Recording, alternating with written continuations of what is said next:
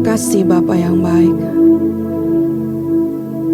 Engkau bekerja dalam segala sesuatu mendatangkan kebaikan bagi setiap kami yang mengasihi-Mu. Engkau tahu dan Engkau mengenal siapa orang yang mengasihi Engkau ya Bapa.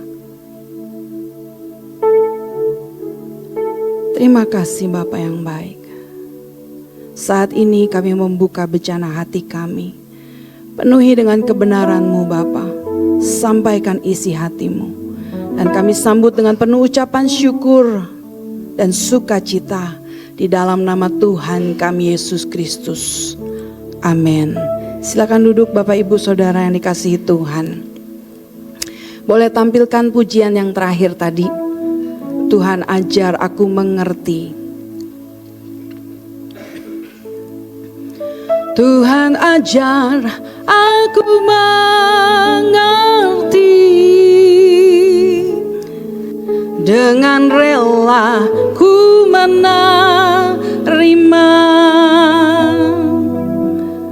kehendak Bapa di surga.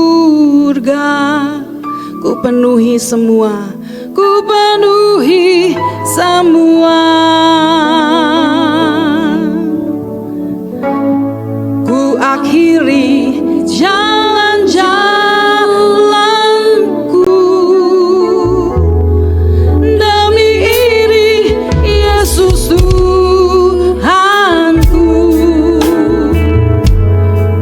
Ku hidup hanya menggenapkan rencana-Mu. Sekali lagi katakan, Tuhan ajar aku mengerti.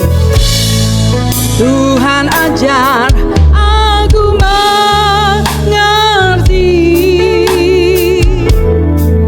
Dengan rela ku menerima kehendak Bapa di surga. Ku penuhi, ku akhiri jalan-jalanku. Ku akhiri jalan-jalanku demi iring Yesus Tuhanku. Ku hidup hanya menggenapkan rencana-Mu. Rencana-Mu Tuhan, bersama nyatakan ya Tuhan. Ya Tuhan, aku percaya. Ya Tuhan, aku percaya. Melalui semua perkara Kau bantu aku sempurna. Nyatakan dengan tulus, Tuhan ku percaya.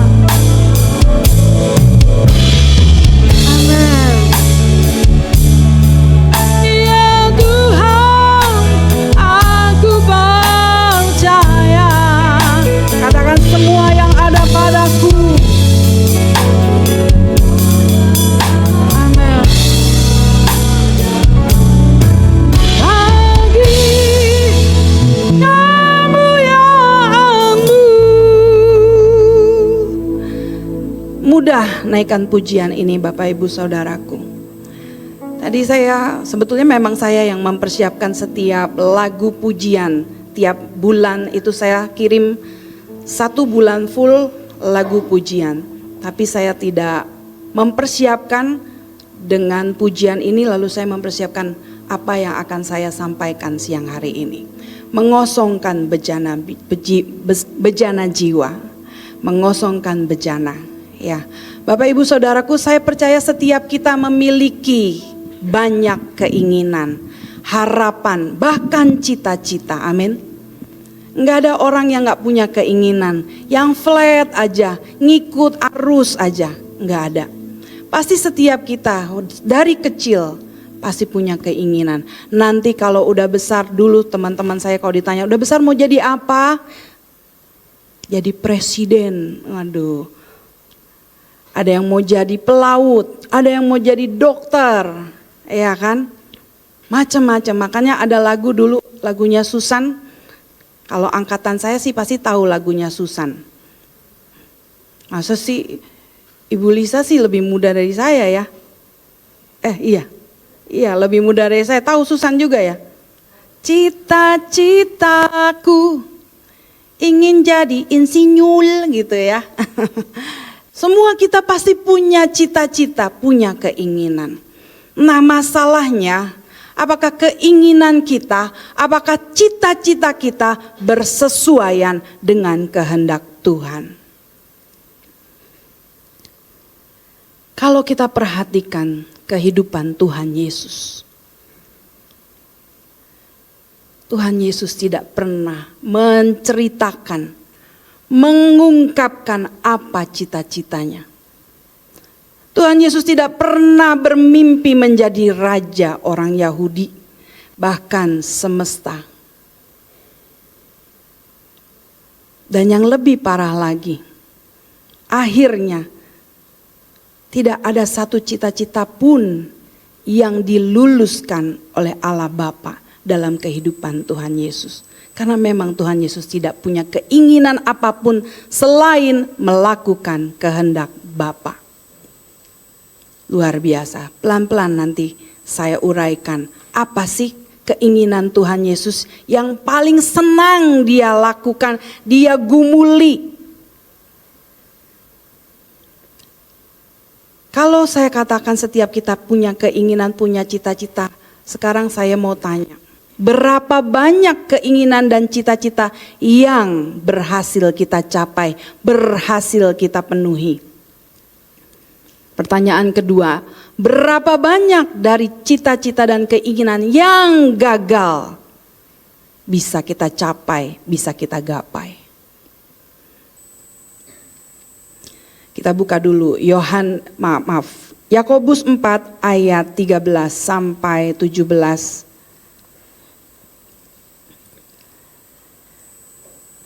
Jadi sekarang hai kamu yang berkata hari ini atau besok kami berangkat ke kota Anu dan di sana kami akan tinggal setahun dan berdagang serta mendapat untung. Sedang kamu tidak tahu apa yang akan terjadi besok. Apakah arti hidupmu? Hidupmu itu sama seperti uap yang sebentar saja kelihatan lalu lenyap. Sebenarnya kamu harus berkata, jika Tuhan menghendakinya, kami akan hidup dan berbuat ini dan itu. Tetapi sekarang kamu memegahkan diri dalam congkakmu dan semua kemegahan yang demikian adalah salah. Jadi jika seorang tahu bagaimana ia harus berbuat baik, tetapi ia tidak melakukannya, ia berdosa. Dua ayat yang harus kita garis bawahi adalah ayat 15 dan 17. Sebenarnya kamu itu kita ganti dengan nama kita sendiri. Sebenarnya Sandra harus berkata, jika Tuhan menghendakinya, Sandra akan hidup dan berbuat ini dan itu. Ayat 17, jadi jika Sandra tahu bagaimana Sandra harus berbuat baik, tetapi Sandra tidak melakukannya, Sandra berdosa.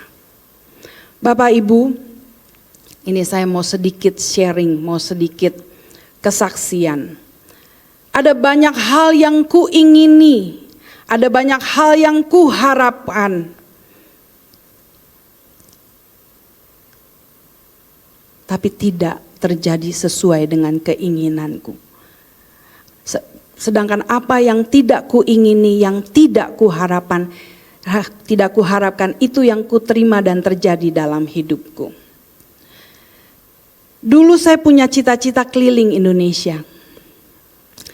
Dalam kondisi keluarga saya yang amburadul kalau boleh dibilang, saya produk broken home, papi mami saya pisah. Sejak saya kecil, rasanya udah biasa hidup tanpa orang tua. Makanya saya dulu sebel sekali, benci sekali dengan perayaan Natal. Anak-anak datang sama mama papanya ke gereja, dulu saya di gereja mainstream ya. Datang gandengan sama mama papanya, duduk, nanti tuker kado gitu. Saya diem aja lihat, nggak ada mama saya, nggak ada papa saya. Bukan yatim piatu, kalau yatim piatu jelas, ini punya papa, punya mama, tapi nggak berasa punya papa, punya mama. Akhirnya pelampiasan saya, pokoknya nanti saya nggak mau diem di rumah. Walaupun saya perempuan satu-satunya, saya mau keliling Indonesia. Saya mau ambil kuliah pariwisata. Ya, saya mau masuk NHI di Bandung, NHI supaya saya bisa jadi tour guide keliling Indonesia. Itu cita-citanya. Tapi mami saya daftarin saya di sekolah Alkitab. Yang kebetulan prodinya cuma 2, teologi dan PAK, pendidikan agama Kristen. Ujung-ujungnya ya udah pasti jadi pendeta, teolog atau guru mengajar. Dua-duanya jauh dari angan-angan saya. Saya nggak mau dikejar-kejar orang atau saya harus mengajar, tiap hari mengajar. Jadi ibu guru, ini ada mantan ibu guru 2 orang di depan saya. Aduh capek ya bu, lebih enak ngangon bebek bu daripada ngangon anak orang. Bener gak bu? Wah kita marahin emaknya marah, enggak dimarahin anak yang gak bisa dibilangin. Wah itu bener-bener, kalau bebek enak. Kita kemana dia ngikut di belakang, bener gak? Lebih enak, sama. Jadi pendeta juga repot. Pagem ngelus dada sampai udah dadanya sampai kebas, dielus-elus terus sampai udah nggak berasa lagi, ya capek. Ini bukan cita-cita saya. Saya masuk sekolah Alkitab dengan pilihan 2 prodi itu, akhirnya saya mengambil PAK karena saya nggak mau jadi pendeta. Lebih berat, masih mendingan ngurus anak-anak lah di kelas, udah bubar kelar urusan, masuk PAK. Dan saya juga akhirnya ngajar bu, dulu ngajar di Depok, tinggal di Tebet, kurang jauh memang kerjaannya ya, biar capek. Selain itu Bapak Ibu Saudaraku, saya menerima apa yang tidak saya ingini, saya mengalami apa yang tidak saya harapkan. Salah satunya, jangan bilang-bilang kalau saya kurang suka sama orang Batak. Saya ketemu dan pacaran selama 4,5 tahun dengan marga si lain. Menikahlah kami. Batak kali keluarganya. Astaga, itu yang saya tidak inginkan terjadi dalam hidup saya. Kayak mana ini hidup ini Tuhan? Kayak mana lah ya, gitu ya.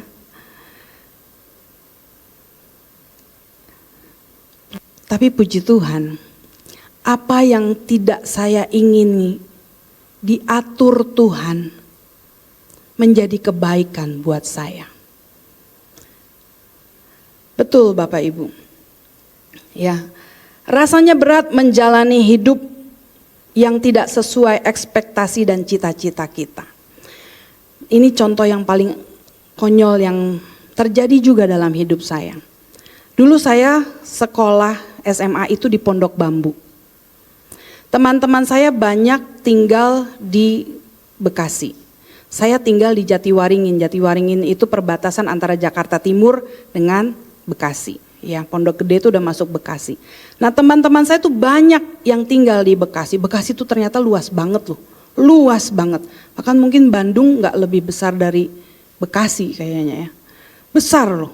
Nah, saya ketemu teman-teman saya yang tinggal di Bekasi. Saya pernah main ke Kranji, pernah main ke Mas Naga gitu ya. Itu buat saya tuh udah jauh zaman itu, dari Jatiwaringin ke sana tuh udah jauh gitu. Apalagi ke Harapan Indah, apalagi ke PUP. Waduh, jauh banget gitu ya. Dalam hati nih waktu pulang dari rumah teman, waktu pergi sih seneng ya sama teman-teman. Waktu pulang ke rumah, jangan sampai gua hidup di Bekasi, jangan sampai punya tempat tinggal di Bekasi. Dulu mami saya juga ngontrak di Kranji. Saya bilang, "Mi, jangan tambah melipir lagi ya Mi, cukup sampai Kranji. Kalau bisa kita balik lagi ke Jakarta Timur." Kenapa sih San? Nah, terus saya bilang, airnya nggak enak, panas, banyak asap, udah lah Mi pokoknya nggak enak. Dan saya bilang, kumuh zaman itu memang ya. Oke deh, kata mami saya. Mami saya stop sampai di Keranji. Tiba-tiba satu kali anak saya mimpi. Yang ini nih anaknya, yang ini. Ma, aku mimpi apa nak? Aku nyanyi, lagu apa nak? Aku di Bekasi, sepanjang hidupku di Bekasi. Bila bangun pagi hari, siang berganti malam, aku di Bekasi. Salah nak, itu nyanyinya salah. Harusnya aku dia bilang di Bekasi. Aduh, dan kejadian hari ini kita tinggal di Bekasi. Amin lagi, aduh.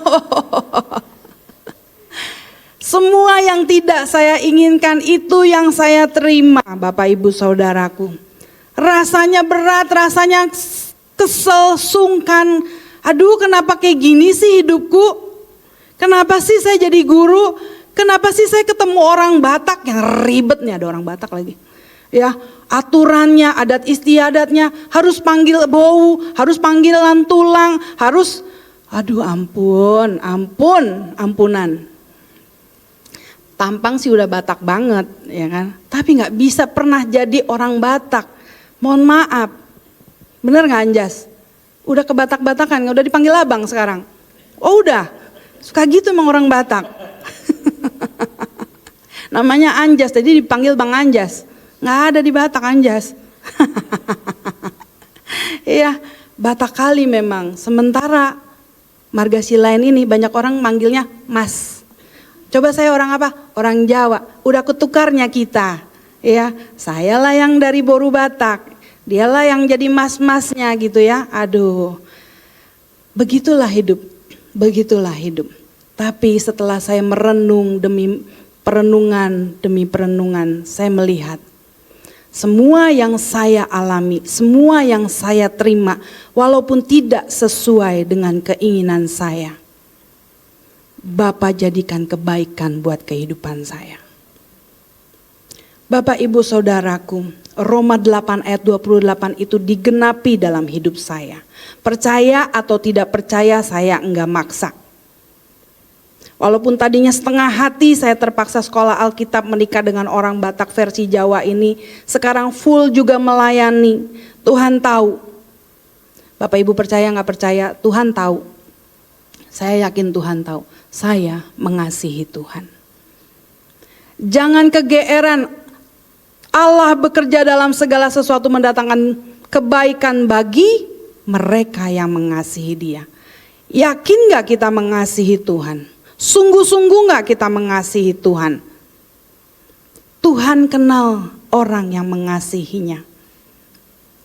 Salah satu berkat yang luar biasa yang Tuhan berikan kepada saya adalah 3 anak saya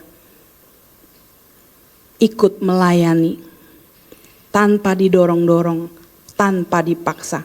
Bukan karena mama papanya yang luar biasa memberi contoh, kita pun bergumul, kita pun gak sempurna sebagai orang tua. Tapi mereka ikut, paling susah loh. Kalau kita jangankan jadi pendeta Bapak Ibu, jadi guru aja. Kalau kita di rumah gak sesuai sama anak kita, apa gak? Kok mama kayak gitu guru? Bener gak? Iya, apalagi pendeta. Anak-anak ini gak bisa dibohongin. Bapak Ibu Saudaraku ini yang ada di sini, kita bisa tampilkan yang terbaik. Kita bisa munafik, kita bisa acting, tapi di depan anak-anak apa adanya kita ya seperti ini. Berantem ya berantem depan anak-anak. Tapi mesra-mesraan juga kita di depan anak-anak. Mereka lihat orang tuanya nggak sempurna.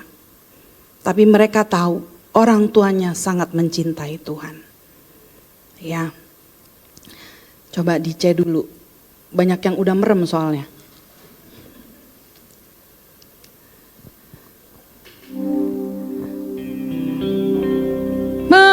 Melalui semua itu di C ya?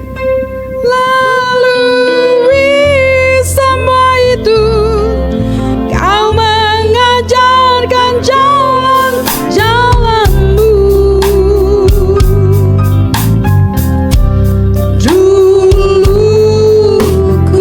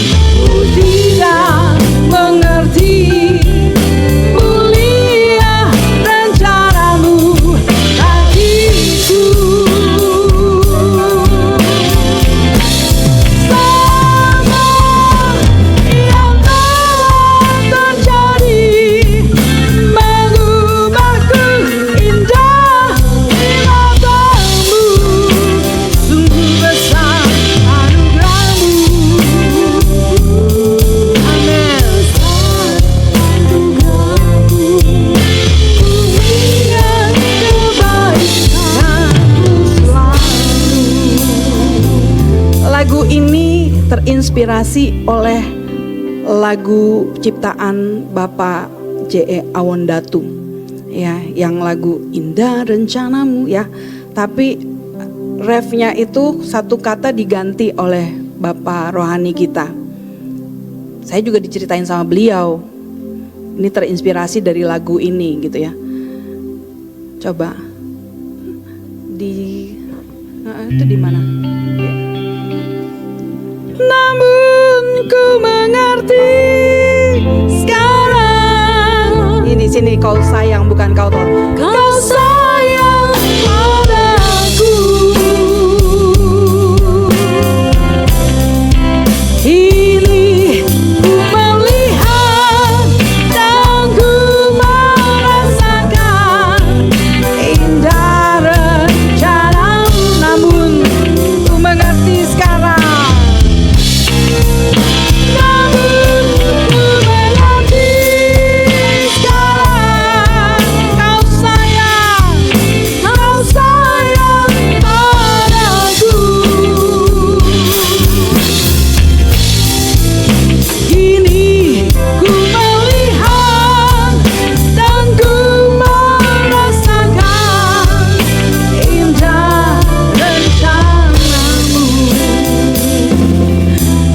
Ke Yakobus 4 ayat 15. Sebenarnya setiap kita harus berkata, jika Tuhan menghendaki, kami akan hidup dan berbuat ini dan itu.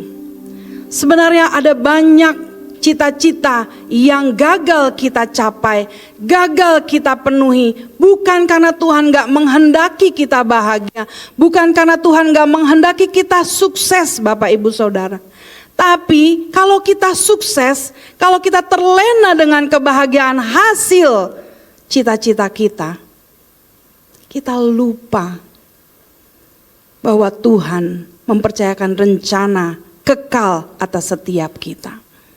Ada banyak orang sibuk menggapai cita-citanya.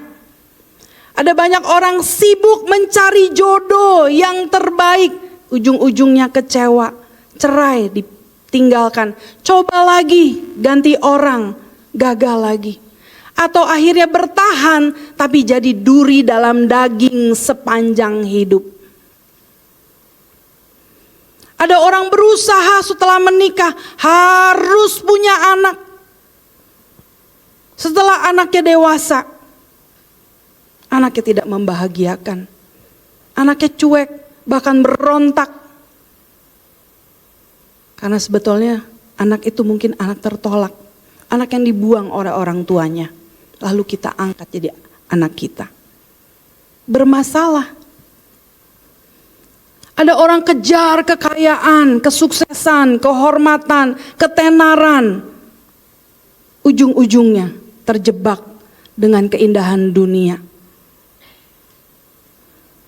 Lupa satu kali menanti. Ajal menjemput, semuanya selesai. Waktu terbaring di rumah sakit, uang gak bisa bela kita. Kekayaan gak bisa menyembuhkan kita. Ujung-ujungnya kita harus balik ke Tuhan. Bapak Ibu Saudaraku, jangan pernah curiga bahwa Tuhan tidak bekerja mendatangkan segala sesuatu yang baik bagi kita. Coba pertanyakan dulu, sungguhkah kita mengasihi Tuhan? Saat kita salah mengambil keputusan pun, jika kita betul mengasihi dan dikasihi Tuhan, Allah bekerja dalam kesalahan kita mengambil keputusan itu untuk mendatangkan kebaikan bagi kita. Tapi kalau kita nggak mengasihi Tuhan, walaupun kita membuat rencana, menyusun strategi sedemikian rupa, kalau Tuhan nggak menyertai, jangan coba-coba melangkah. Habis kita, capek kita. Yang paling harus kita teladani dan kita pahami, bagaimana Tuhan Yesus menggulirkan hidupnya. Tuhan tidak memilih keinginan dan kehendaknya sendiri terjadi dalam hidupnya. Dia selalu mengutamakan apa yang menjadi kehendak Bapa dan mengutamakannya. Bayangkan kalau Tuhan Yesus memilih kehendaknya sendiri, bukan kehendak Bapa yang jelas-jelas mungkin tidak ada di antara kita yang pernah mau bercita-cita. Dan memang bukan jadi keinginan Tuhan Yesus juga mau menderita di salib. Keinginan Bapa tetap dia harus menjalani hukuman itu. Bayangkan kalau Tuhan Yesus menolak kehendak Bapa. Dia lari, dia menghindar, dia berontak. Kita semua binasa Bapak Ibu Saudaraku. Kita buka Matius 26 ayat 37 sampai 39 dan 42. Dan ia membawa Petrus dan kedua anak Zebedeus sertanya. Maka mulailah ia merasa sedih dan gentar. Lalu katanya kepada mereka, hatiku sangat sedih, seperti mau mati rasanya. Tinggallah di sini dan berjaga-jagalah dengan aku. Maka ia maju sedikit lalu sujud dan berdoa katanya, ya Bapakku, jikalau sekiranya mungkin, biarlah cawan ini lalu daripadaku. Tetapi janganlah seperti yang ku kehendaki, melainkan seperti yang engkau kehendaki. Ayat 42. Lalu ia pergi untuk kedua kalinya. Bayangkan, enggak sekali loh dia minta sama Bapa di surga. Untuk kedua kalinya dan berdoa katanya, ya Bapakku, jikalau cawan ini tidak mungkin lalu, kecuali apabila aku meminumnya, jadilah kehendakmu. Bayangkan kalau Tuhan mangkir, lari, kabur, gimana kita bayar hutang dosa kita?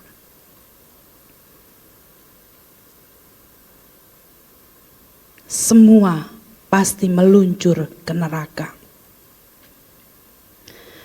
Tuhan Yesus enggak curiga apakah nanti dia dibangkitkan atau tidak. Kita kan udah tahu akhirnya dibangkitkan, makanya kita merayakan Paskah. Tapi Tuhan Yesus nggak tahu endingnya akan seperti apa. Happy ending kah atau selesai selamanya? Ada banyak di antara kita menghadapi jalan buntu, menghadapi tembok tinggi dan tebal masalah kita.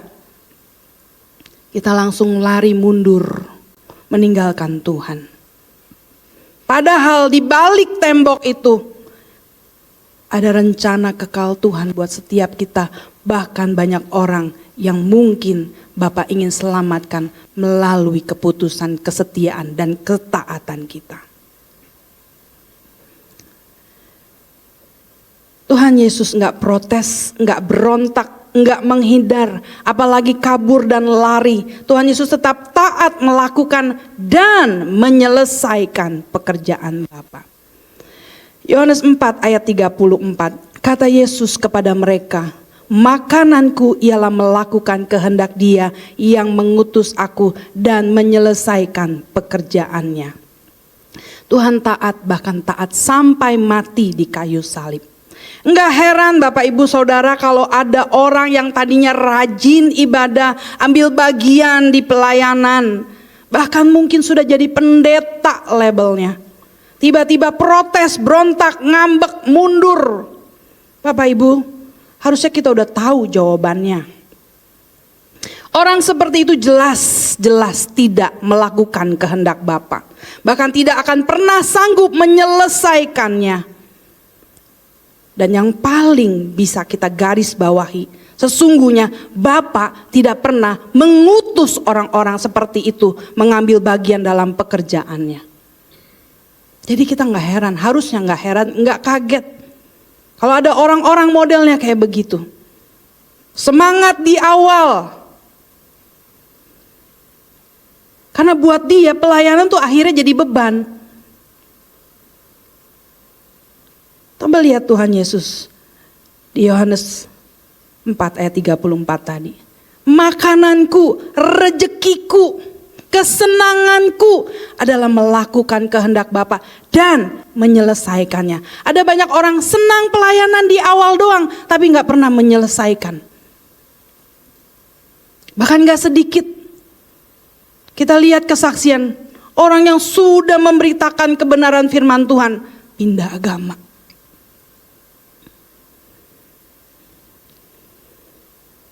Jadi gak aneh. Karena sebenarnya Bapak gak pernah mengutus mereka.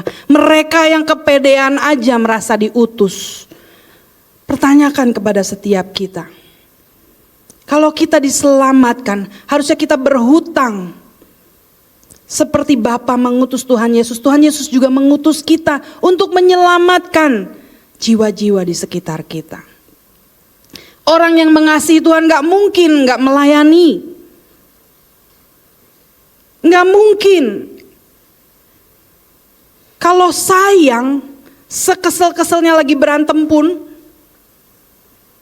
pasti kita melayani pasangan hidup kita. Apa yang bisa kita lakukan, kita lakukan.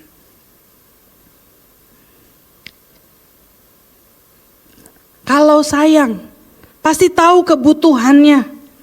Oh, kebutuhan orang tuaku lah, nggak usah ke pasangan. Orang tuaku butuh apa sekarang? Kalau masih kecil, kita yang nuntut, kita yang minta. Kita yang protes, masih kecil. Sekarang berapa usia biologis kita? Sejajarkah dengan usia rohani kita di hadapan Tuhan? Untuk orang berusia 50 tahun masih bisa protes. Kok Bapak begini? Biarkan aku tidak dihargai. Aku dianggap lemah. Aku tidak berharga. Masih bocil berarti. Mau dianggap berharga segimana lagi. Kalau orang dewasa gak peduli gak dihargai. Yang penting aku menyenangkan hati Bapakku. Setiap kita ini orang-orang yang berhutang Bapak Ibu Saudara. Katakan amin. Harusnya kita loh yang menderita di kayu salib. Kan kita yang berdosa. Tuhan Yesus enggak satu kesalahan pun, enggak satu dosa pun dilakukannya. Dia mau, dia rela berdarah-darah buat kita semua. Nah, kita yang ngakunya Kristen, ngakunya mengasihi Tuhan, setengah-setengah. Setengah hati melayani, setengah hati buat dunia. Separuh waktu untuk Tuhan, lebih banyak waktu untuk diri sendiri.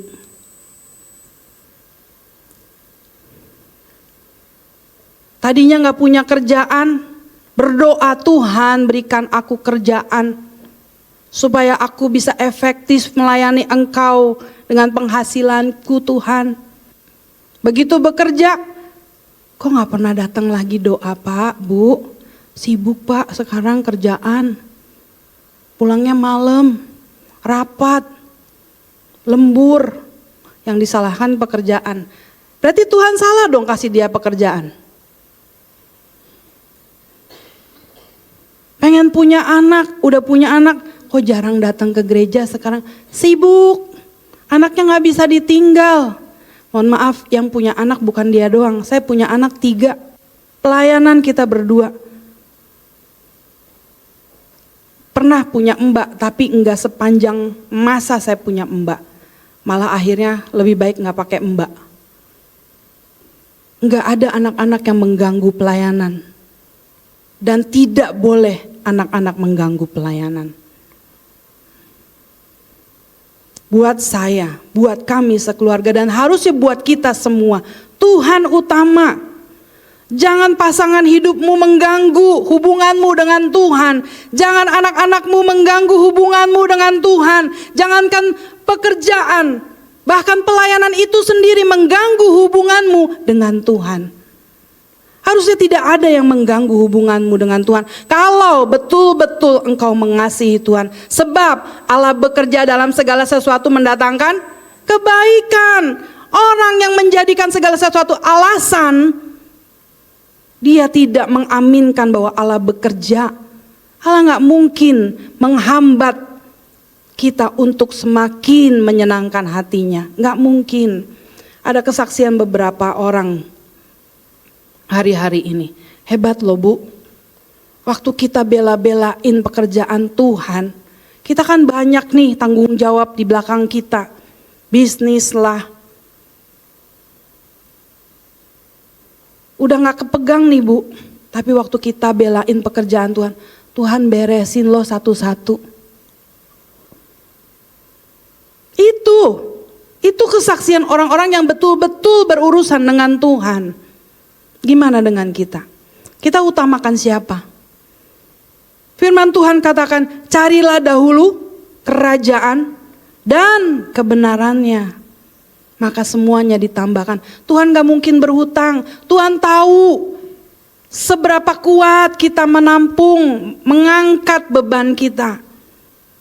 Gak mungkin pelayanan itu mengganggu hidup kita. Gak mungkin pelayanan itu mengganggu pekerjaan dan rumah tangga kita. Ada yang gak seimbang pasti di dalamnya.